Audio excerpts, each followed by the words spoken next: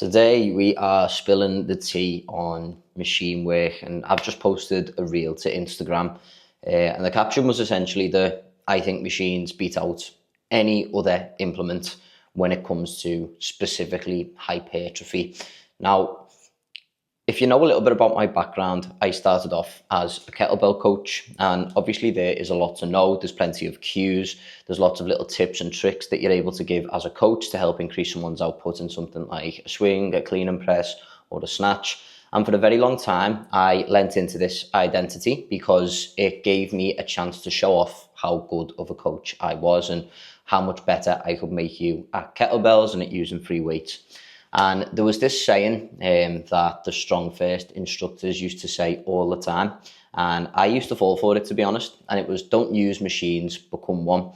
And the rationale was that machines basically took away the need for your stabilizing muscles to do any work whatsoever. And as a result, they would completely ruin your athleticism, and they would essentially stop you from developing the same level of physique as, say, some of the instructors who had really, really good physiques. But there was a couple of things that they failed to mention. It's the number one, a lot of their instructors come from backgrounds such as bodybuilding, powerlifting, and they're quite open and vocal about that.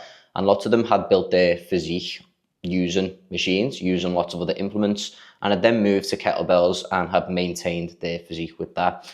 And if you know anything about muscle building science or about hypertrophy, you'll know that you can maintain muscle with around about 30 to 40% of the volume that you use to actually get it, which means that you can switch to something that is far less effective at building muscle and still maintain that physique, and therefore keep up the illusion that you have developed your physique using only free weights or only kettlebells.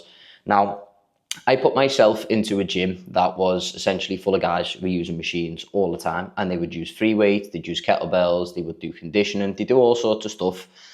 And I remember speaking to a really, really good coach from Liverpool, Tommy, and shout out to him because he would constantly challenge my beliefs all the time when I would put something on my story. And he'd be like, well, why do you think using machines isn't a viable option? And I kind of sit there and be like, I don't know, that's someone else's idea, really. So I sat down, I thought about it, and then I was like, you know what, I really liked using machines in the gym when I was using them. Let's go back to them. Let's start using them and start programming them for my clients. And I've been doing that for a couple of years now, and there's a few takeaways that I've gotten from it. And the first one is the machines are absolutely fucking brilliant. So many people think machines are just for beginners, and they are a really good way to introduce the concepts of like pushing to failure, of simply just getting people moving. They're very beginner friendly.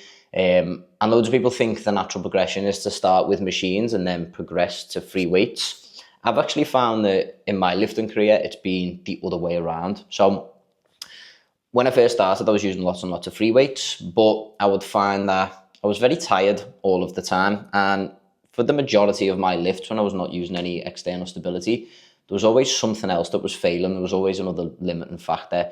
You know, I was barbell bent over rowing 100 kg for 12 reps, which was pretty fucking strong. But naturally it would be my lower back that would give out before my lats, which wasn't really ideal because the bent over row is aimed at targeting the lats. And so I started using machines. I was using things like a single arm seated hammer row. I was using a chest press machine, preacher curl machine. And honestly, my physique has never looked better. Not only that, I've found myself being in and out of the gym so much quicker because machine work is such that you can sit down and you're ready to go. There is no setup. Okay, you literally just pop the pin in the weight that you're going to use. You maybe adjust the seat and you're there, you're ready.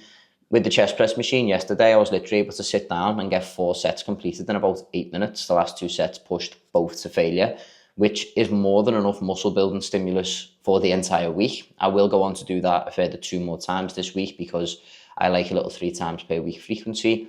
But that 8 minutes was just so quick for one of my main lifts. If I compare that to like a dumbbell incline bench press, which I will still do as well, I think it's an excellent lift. I love doing them. But I'm going to find the free weights. I'm seeing if anyone's got that. Maybe there's one weight rack and there's another one somewhere else. I'm picking it up. I'm using a lot of energy to kind of kick the weights back and get back into position. And that is ultimately stealing me of both time and of reps. Now, I still perform it because I absolutely love it. I think it's a very, very viable exercise. But I think for the majority of people who want to get in and out of the gym and get a really, really good stimulus, machines are the way to go.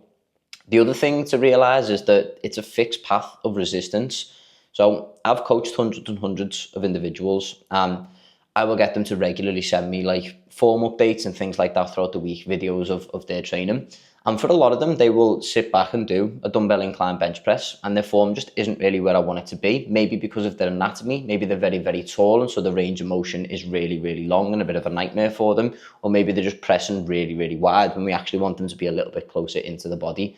Now, for those guys, free weight movements are going to be a lot more difficult for the chest. For me, it's okay. I've got short arms. It's relatively easy for me to bench and do dumbbell incline bench and stuff like that. But for those guys, I'd be like, right, go and sit on a machine, like go and sit and do a chest press. And they're like, oh my God, that feels so much better. I can feel it so much more in the chest. It's so much easier. There's a lot less going on. They haven't got to worry about a great deal of things. Now, I wanted to address as well the myth that you don't use stabilizing muscles when you're on a machine. If you have ever lifted heavy on a machine, you will understand just how hard your core is working a lot of the time, okay? But the thing is, we are always pressing ourselves against something. So let's take the example of the chest press. We've got back support and we're kind of seated upright, which means that we can push our feet right into the floor and our back right into the bench or into the machine a lot more comfortably than we can when we're sat on a bench and kind of putting the toes behind the knees. A lot of people don't have that range of motion, but a lot of them will have it if they are in a more upright position. And so it feels generally a little bit more natural for them. Let's not get it twisted. The best bodybuilders in the world are using machines all of the time, right? And if it's good enough for the people whose job it literally is to have the greatest physiques on the entire planet, it's definitely good enough for you. Don't fall into the trap of thinking that free weights are somehow superior for hypertrophy.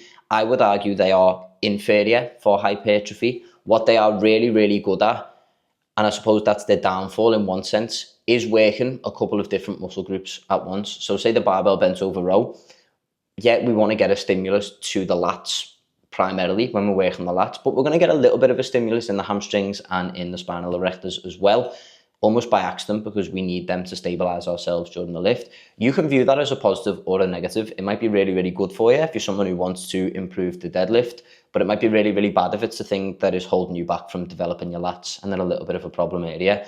Remember, there's two sides to every coin when it comes to training. There's always going to be a little bit of a trade-off. If you are someone who is exclusively focused on hypertrophy, I would make up the majority of my training sessions with machines. If you're someone who really, really values their athleticism, free weights are probably the way to go.